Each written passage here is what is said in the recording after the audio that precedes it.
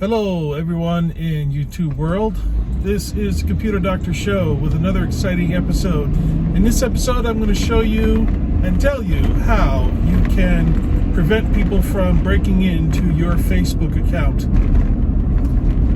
So, breaking into your Facebook account is something that actually happens more often than people may realize. I can't tell you how many times I get phone calls from people that have been locked out of their accounts, Facebook, email, and otherwise. Getting locked out of your Facebook is very different from getting locked out of your email. Your email is something, that you usually have one device that you kind of check your email on. Your Facebook is a little bit more interpersonal. That's where you kind of share your life more on social media than you would in your email. For example, if someone is going through your email, that's not that bad as opposed to going through your social media.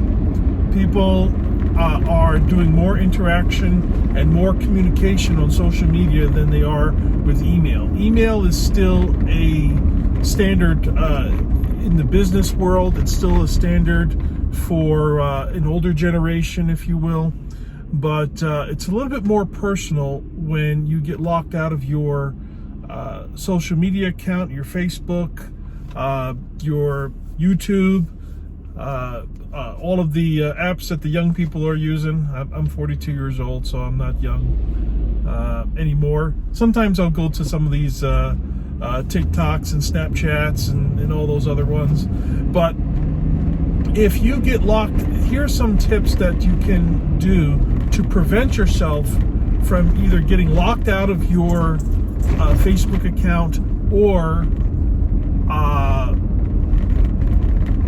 having somebody else steal it or gain access to it. Okay, the first way is to turn on two-factor authentication. Okay, Facebook is a very large company and they are very, very good with security if you use it. Okay, one of the things that it allows is two-factor authentication. So a little bit about two-factor authentication is it's basically a password and something else. Okay, so the idea of the way it works is even if somebody gets your password, which by the way they should never get, but if they happen to get it, it's very, very with two-factor authentication, even if they have your password, they still need something else. And so that second factor of checking to make sure you are who you say that you are before entering in is they can do some sort of facial scan. It could be a code that they text to your phone, or it could be an email that you have to click a button on. Okay, that clears the system, that makes sure that it's you. So basically, instead of just a password that's letting you in, it's a password and something else. And that something else can be various different things. Facebook is always updating what this two-factor authentication can be, but definitely go into your Facebook settings and enable two-factor authentication. Number two, most of the time when people call me because they are locked out of their Facebook account is because they are sharing their device. They're either letting multiple people use their phone or multiple people using their computer. Okay? This is a general statement for all types of computing. It's generally best to not have one computer shared by two or more people, okay? Because things are going to get mixed in. No matter how much you try to separate it or individualize it, there's always going to be something that one person wants that the other person doesn't, or vice versa. If you really want safe and secure accounts, Facebook, email, other accounts, banking, credit cards, all that, you need to have your own dedicated machine, your very own computer, your very own phone, your very own tablet, or whatever device that you're using. It's extremely important. If you don't have that, then you really need to be, when I say if you don't have that, I mean if you don't have your very own device that is only yours and yours only, and you're the only user, because that's what you want. If that is not possible for you, the next best thing would be to make sure that you're signing out of everything and making sure that your passwords are not automatically put in whenever you go to a website. So what that means is, if you're on a tablet, okay, and you sign into Facebook, and then you do something on Facebook or social media, and then you sign out of it, okay, when you give that tablet back to the other owner or to someone else, they could theoretically go back and think, and the device may not know that it's a different person now that's holding that new device or is operating that new device.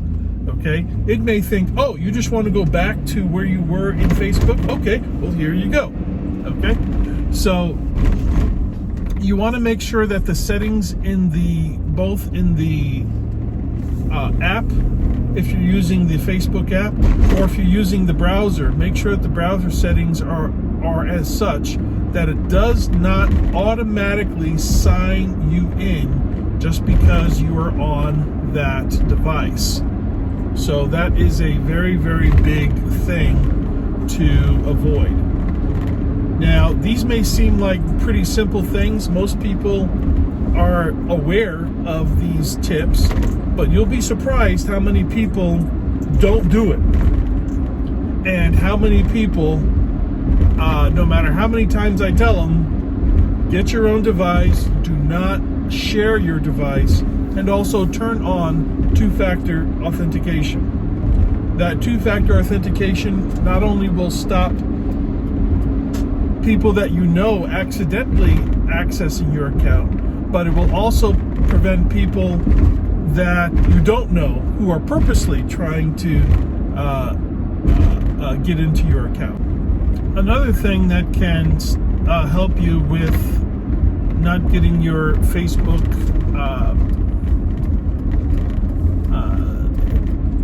jumped into, I guess you can say, is don't leave your phone, your tablet, or your computer in the hands of a child or a teenager. Okay. Now, you parents, you're going to understand the reason why. Okay. Don't think that oh, I'll just leave my tablet here. There's no way that they're going to cause any trouble. Guess again. Kids, tweens, teenagers, they want to get on these devices to play games. They want to chat and Snapchat with their friends. They're going to find a way to get into there. And if they happen to punch in your social media, they're going to find a way. The generation of kids that were, born, late 90s, 2000s, okay? These kids, they have a second sense of how these things operate. So don't ever think that it is safe to leave electronics in their presence, okay, while you walk away. Bad idea. Okay, so I hope this helps out. Please subscribe, comment, and like. That way my videos get better and better, and more people see them and more people can be helped. Hope this video is helpful. We'll see you next time. Thank you.